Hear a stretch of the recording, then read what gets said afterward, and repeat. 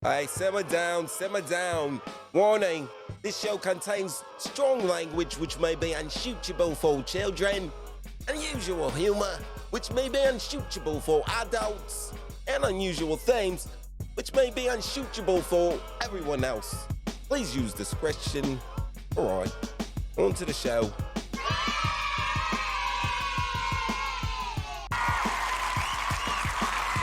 Yo. Talking shit, getting clicks. I'm on 3 times. Today, our show is called H.B.C.U. Later. Yeah, Deion Sanders is leaving Jackson State for Colorado. People have an issue with it. We're going to talk about it. Once again, H.B.C.U. Later. Let's get it. Check this out. Look, we do this because Thursdays we go live 7:30 p.m. Eastern Standard Time. You call in. Our phone number is 313-825-5557. Don't get it twisted. And that's right. Today's show is called HBCU Later.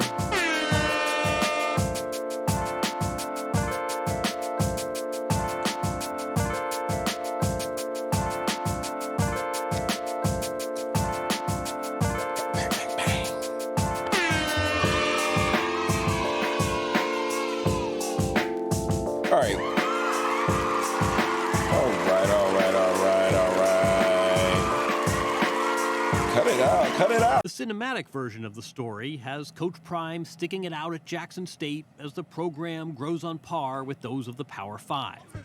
The reality, it may not be long before he takes his gold whistle to a school that doesn't need to beg for resources. What happens when Power Five school says, give us a number, we'll make it work? I'm going to have to entertain it. You are? Yes, I'm going to have to entertain it. Straight up. Well, I'd be a fool not to. Do you blame him? Do you blame Deion Sanders? He gone. He's gone. Deion Sanders, a.k.a. Neon Deion, a.k.a. Prime Time, a.k.a. Prime, now known as Coach Prime, is taking his talents and assistants and some recruits to Boulder, Colorado. He recently inked a $30 million deal to become the new head coach of the University of Colorado Buffaloes. The Buffaloes are a Pac-12 NCAA football team who hasn't seen any success in over a decade. Many people, especially those in the Black community, are upset that Coach Prime is leaving the historically Black College of Jackson State University, which is located in Jackson, Mississippi, which is also one of the poorest areas in the United States. And people are saying that Coach Prime is abandoning the HBCU in search of fortune and glory at a PWI. Okay, so before we go further into the story, let me get some terminology good with you guys. All right, so when I say HBCU, I'm referring to historically Black colleges and universities. When I say PWI, I'm saying primary white institutions, but for the sake of progress, I don't like saying HBCU versus PWI. I think it would just be better to mention HBCU versus non-HBCU. So historically Black colleges, universities versus those that are not historically Black colleges and universities, and most of them certainly happen to be primarily white institutions of learning. Anyway, upon hearing of Deion's move to Colorado, most people are calling Coach Sanders one of the most despicable words that should come from any marginalized community. You understand? And that word is sellout. So let's define sellout. Sellout is a noun, and it usually refers to a person that's selling off an entire stock of something, especially tickets for an entertainment or sports event. You sold out the venue, you're a sellout. Or it's a sell of a business or a company. But I think you know that's not the sellout we're talking about. This is what we're talking about. A person who betrays a cause, organization, or the like, a traitor, or a person who compromises his or her personal values, integrity, talent, or the like for money or personal advancement. And ladies and gentlemen, that is a sellout. Look, I think I understand some of the issues surrounding Deion's departure from JSU, Jackson State University, also known as the Tigers, and we will definitely address these issues in the show, but let's not forget that Deion took a school that hadn't won a conference in over a decade, and he went undefeated this last season. He won back-to-back titles in the SWAC. Let me explain. The Power Five is made up of colleges in these divisions: the Big Ten, the Big 12, the Pac-12, which Boulder is in, aka Colorado University, the SEC, the ACC, and sometimes Notre Dame. If your school is not in one of these divisions, getting money, top recruits, and winning titles, if you aren't in the Power Five, you're probably not going to get a lot of money. You're not going to get the top recruits, and you're definitely not going to win titles, because there's a less chance of making money, getting top recruits, and winning titles if you're not a part of the Power Five. Hell, it's hard as a player getting into the league if you're not in that Power Five. Most of those guys on Monday Night Football, when they're like introducing the defensive line, they're like, yo, my name is Thick Neck Johnny, you know? And he's like, yo, I'm from Michigan. But like on Monday Night Football, when they're introducing themselves, they're coming from big name schools, and usually these schools are from the Power Five. Obviously there are exceptions, but usually the big name recruits, the guys making all the money in the league, come from the Power Five. They're definitely not coming from the SWAC. Like I said, if you're not a part of the Power Five, you're not going to get the money, you're not going to get the top recruits, you're not going to win any titles, and any of your players in your conference aren't going to have really much success in the next level, being in the NFL professional leagues.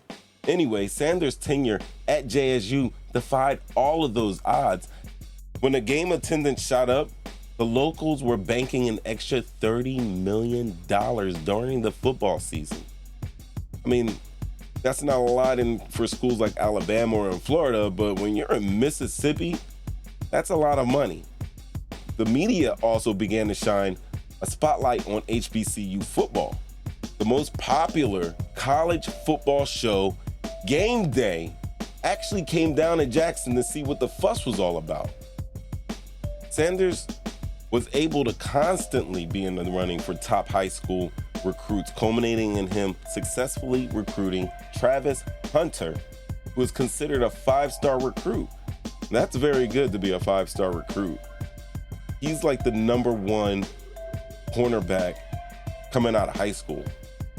And he's also the highest ranked prospect to ever commit to an HBCU program. Check out Travis's 60-minute interview real quick. Oh, throw me that hat.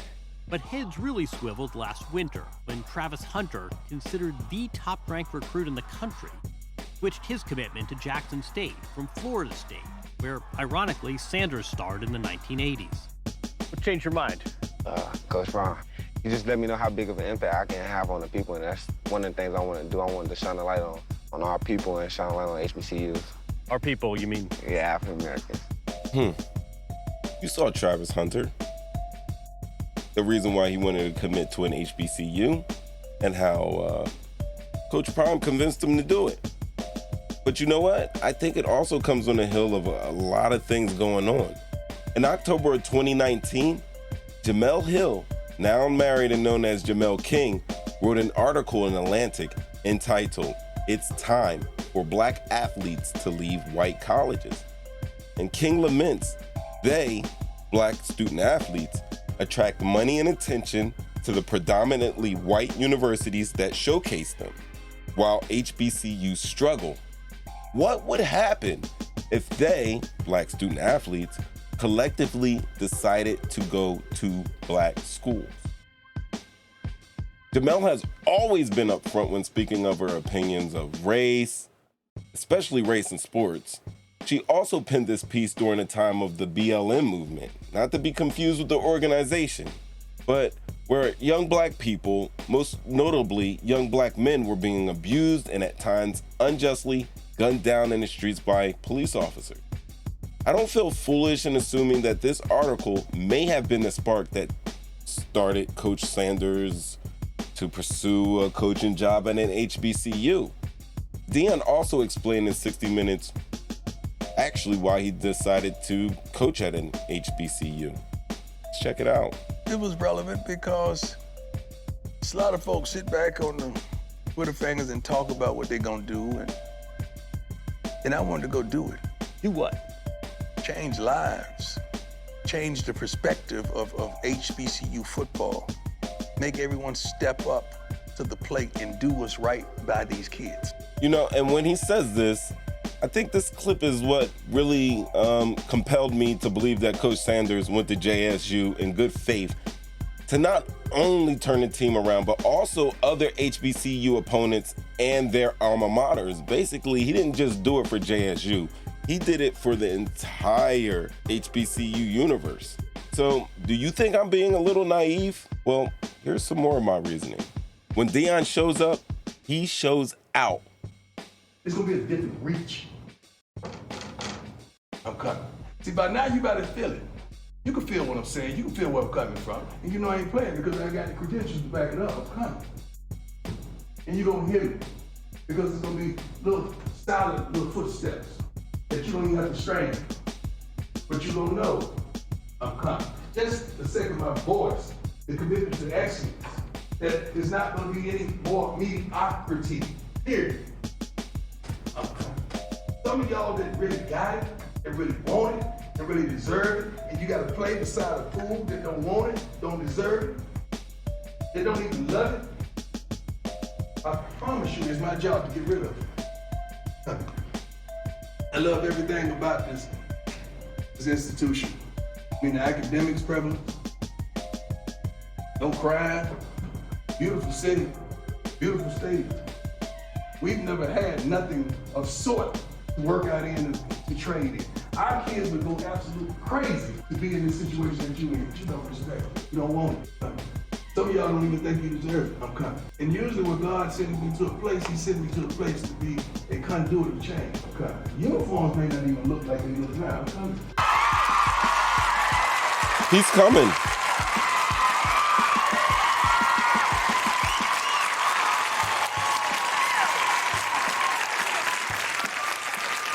Like when he makes that speech, like I'm just thinking like, yo, that's probably the same speech that he made to JSU. Like he's concentrating on football, and as a part of him concentrating on football, other things had to change at JSU for him to get the football team straight. Not just the men that he was, training to be, the best football players that he could be. He didn't just have to change them; he had to change their entire environment. He's going to Colorado now. He doesn't really need to change the environment. Like he said, great place, beautiful state, beautiful city, no crime, beautiful facilities. Only thing Prime has to do right now is coach. He does not have to worry about being Atlas and having the world on his shoulders like he did in Jackson State University. And why do I say Atlas with the world on his shoulders? You know why. I showed you guys Atlas in the last show. But look what he had to deal with and had to overcome when he was at JSU. Cruddy practice facility that you can't play on when it rains, and you have to bus to a local high school to get reps in? No problem. Prime's gotcha. Maintenance not keeping the playing field freshly cut? No worries. Prime's gotcha.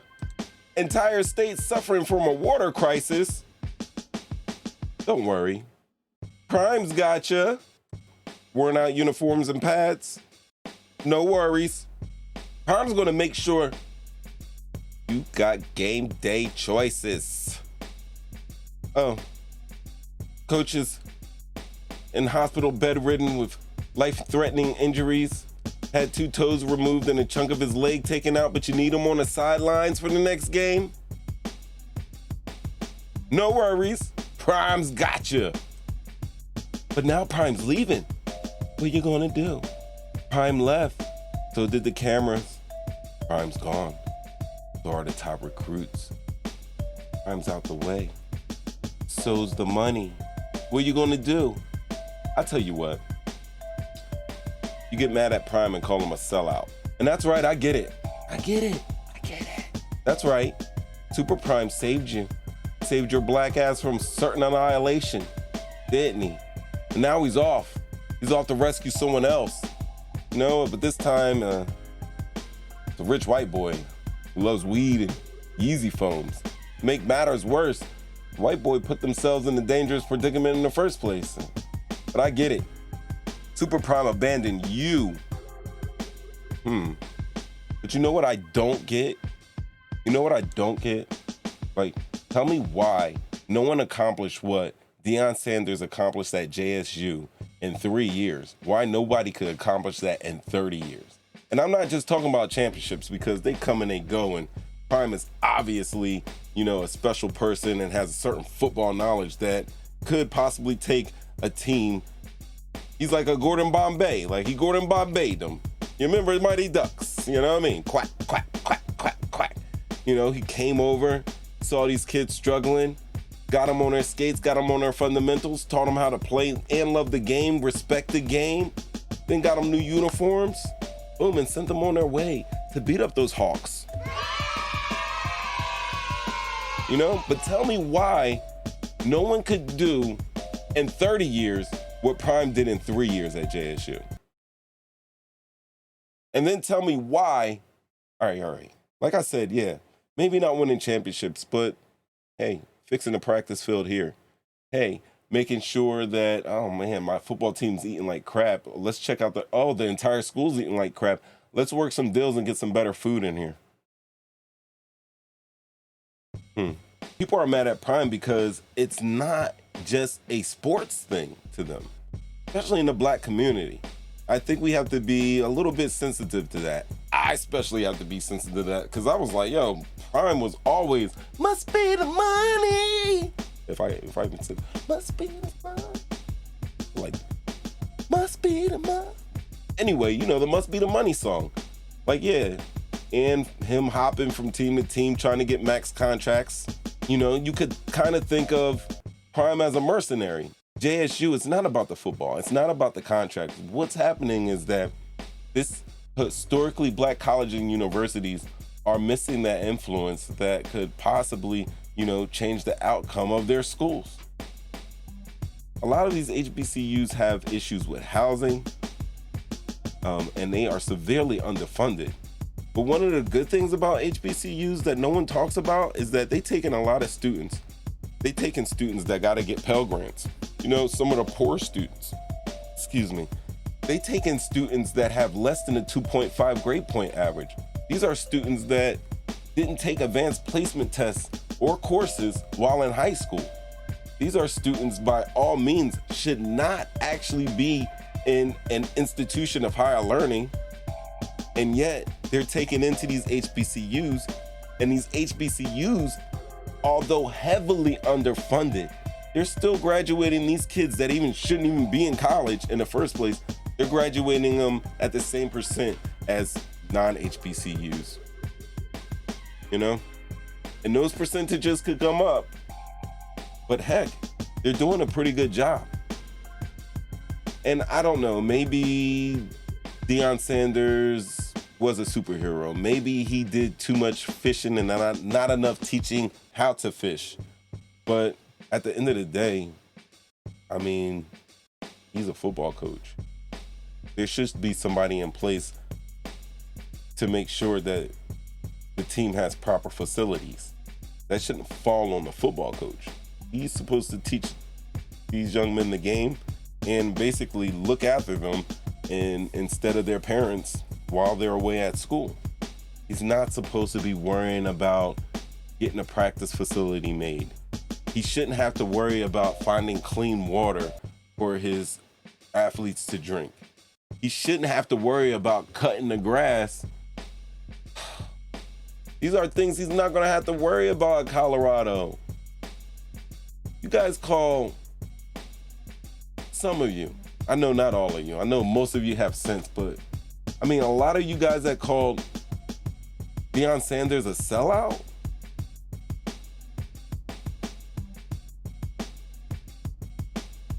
Why?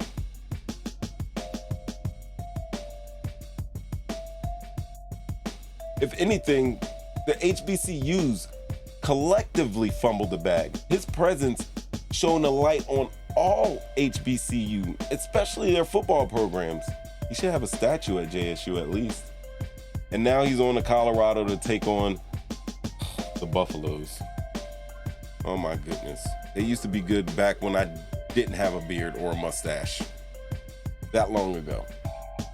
And you know what I'm going to tell you right now? He's going to have success. He's going to have success. But I hope JSU continues to have success, even with him leaving. So ultimately, we define what a sellout is.